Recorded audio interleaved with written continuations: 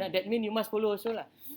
Okay, now I want to change male and female. So for those who are using Macintosh, you got two options. Command Shift H, or you can just go to the edit here. For those who are using Macintosh, Macintosh Mac lah, Mac. Kat mana lah tadi? Oh my god, I forgot already. Never mind lah. I'm using command lah. Oh, dekat edit Okay, thank you, Doctor. Dekat edit, and then you can go to the find, replace. So I'm going to change female into number 2, and then I'm going to change male number 1.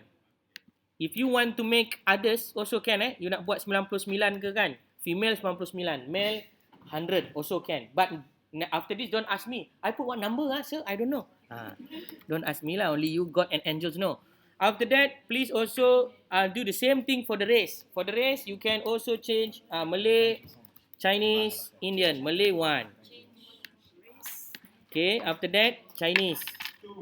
Pandai. Okay, and then Indian 3. This is not other things. It's just an indicator for us. Control H. For Macintosh, Command Shift H.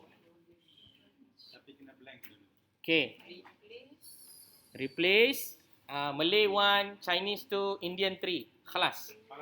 After that, don't forget also to change another one. We call it as what? Job category. For job category, I'm going to give you another method. That one, we call it method of changing using replace. Now is another method to change using filter. So how to use filter? You select the first row of your database ataupun your data set. You go to the sort. You click the filter button. After that, you filter accordingly. For example, in this particular data, I'm going to filter professional as number 1, non-professional as number 2.